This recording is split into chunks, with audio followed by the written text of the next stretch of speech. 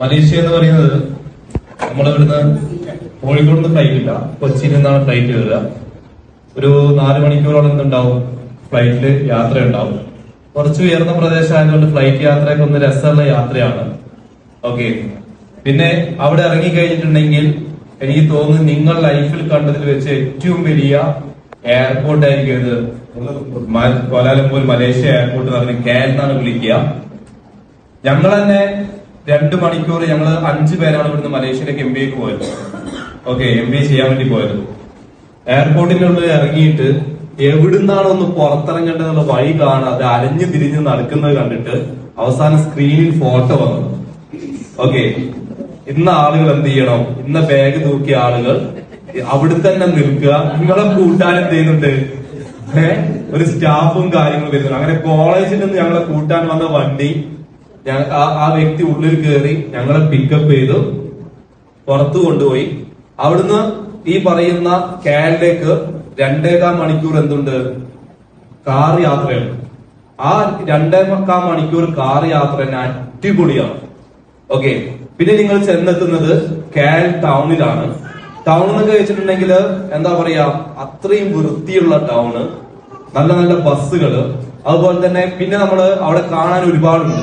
ഒന്ന് tin tower ആണ് മലേഷ്യയുടെ ഏറ്റവും വലിയ. അതിന്റെ 41ാമത്തെ നിലയില് ആ 2 ടവറിനെ ഭേദിച്ച് നിൽക്കുന്ന ഒരു സംഭവമുണ്ട്. അവിടെ നിന്നൊക്കെ എടുക്കുന്ന ഫോട്ടോയുടെ ക്ലാരിറ്റി നമ്മൾ നെട്ടും. അവിടെ ഒരു വൈകുന്നേര സമയത്തേക്കാണ് കയറുന്നതെങ്കിൽ മലേഷ്യ കംപ്ലീറ്റ് എന്ത് ചെയ്യാൻ പറ്റും, കാണാൻ പറ്റും. പിന്നെ അവിടെ ഒരു സൺവേ എന്ന് പറയുന്നത് എന്തുണ്ട്, നമ്മുടെ വീഗാലാൻഡ് വണ്ടർല പോലെയുള്ള വലിയൊരു ലോകമുണ്ട്. ശരിക്കും ഒരു ഗൈഡ് ഇല്ലാതെ പോയിട്ടുണ്ടെങ്കിൽ പിന്നെ നമ്മളെ കാണാൻ കിട്ടൂല. അത്രയും വലിയൊരു ലോകം. ഒരു 5 വീഗലാൻഡ് ഒരുമിച്ച് കൂട്ടി വെച്ചാൽ എങ്ങനെ ഉണ്ടാവും, അതുപോലെയാണ് അതിന്റെ ഉള്ളില്. ഒരുപാട് കാണാനുണ്ട്. 3D തന്നെ കാണണമെങ്കിൽ ശരിക്കും സൺവേ കവർ ചെയ്യണമെങ്കിൽ ഏകദേശം 3 ദിവസം സമയം വേണം കംപ്ലീറ്റ് കാണണമെന്നുണ്ടെങ്കിൽ.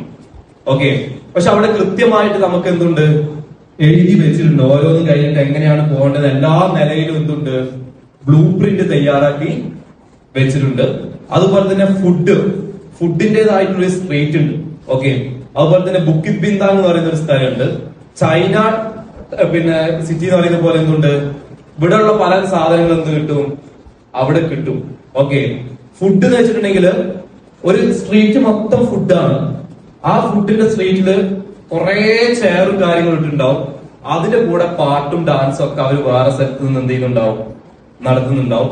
ചൈനക്കാരുണ്ടാവും, പല രാജ്യക്കാരുണ്ടാവും, എല്ലാവരും ഉണ്ടാവും. ഉറങ്ങാത്ത ഒരു സിറ്റി. പുലർച്ചെ ഒരു 5 മണിക്കാണ് ഇവർ ഈ കസാരയും കാര്യങ്ങളൊക്കെ എന്ത് ചെയ്യുക, എടുത്തു വെക്കുക. എന്താ പറയാ, 5 ദിവസം ശരിക്കും നിങ്ങൾക്ക് മതിയാവില്ല. ഓക്കെ, മാത്രമല്ല നിങ്ങൾ 5 ദിവസം അവിടെ പോവുകയാണെങ്കിൽ എന്താണ്, നിങ്ങൾക്കൊരു 20-25 ദിവസം എന്താണ് പോയ ഒരു ഫീൽ എന്ത് ചെയ്യും, അവിടുന്ന് കിട്ടുകയും ചെയ്യും. അതുപോലെ തന്നെ വേറൊരു സ്ഥലമുണ്ട്, ഒരു ഐലൻഡ് ഉണ്ട്. അവിടത്തേക്ക് എനിക്ക് പോകുന്നില്ല, കാരണം 5 ദിവസം കൊണ്ട് കവർ ചെയ്യാൻ പറ്റൂല. അവിടെ ഒരുപാട് പാരച്യൂട്ട്, അതുപോലെ തന്നെ പിന്നെ ബനാന ഡൈവിംഗ് എന്ന് പറയുന്ന ഒരു സാധനമുണ്ട്. നമ്മളെ ബോട്ടിൽ എന്ത് ചെയ്യും, ബോട്ടിന്റെ പുറകില് ഒരു ബനാന പോലെ ഒരു പ്ലാസ്റ്റിക്കിന്റെ സാധനം ഉണ്ടാക്കി വെച്ചിട്ടുണ്ടാവും. നമ്മളെ ലൈഫ് ജാക്കറ്റ് ഇട്ടിട്ട് എന്ത് ചെയ്യും, ആ ബനാനയിൽ നമ്മളിങ്ങനെ പിടിച്ചു നിൽക്കുക. എന്നിട്ട് എന്ത് ചെയ്യുന്ന അറിയാം, ഒരു കടലിന്റെ നടുവ് കൊണ്ടുപോയിട്ട് ബോട്ട് ഒറ്റ കറക്കലാണ്. അത് നമ്മൾ തെറിച്ച് വീണിട്ട് കടലിന്റെ അടിയിൽ പോയിട്ട് പല സ്ഥലത്തു നിന്ന് എന്ത് ചെയ്യും, നമ്മൾ പോകുന്നത്. പക്ഷെ ഫുൾ സെക്യൂർ ആയിരിക്കും എന്ത് കാര്യങ്ങൾ. അപ്പൊ നിങ്ങൾ ചിന്തിക്കും, ഇത് പോസിബിൾ ആണോ? നീല കടലാണ്, നീല വെള്ളം, എല്ലാം കാണാൻ പറ്റും. അടി നമുക്ക് എന്ത് ചെയ്യാൻ പറ്റും, കാണാൻ പറ്റും. ഇങ്ങനെ എണ്ണിയ പാരച്യൂട്ട് ഡൈവിംഗ് ഉണ്ട്. ബോട്ടിന്റെ മുകളിൽ എന്ത് ചെയ്യും, നമ്മളെ കൊണ്ടുപോകും. ഇങ്ങനെ എണ്ണിയാൽ തീരാത്തത്ര ആക്ടിവിറ്റീസ് എവിടെ ഉണ്ട്.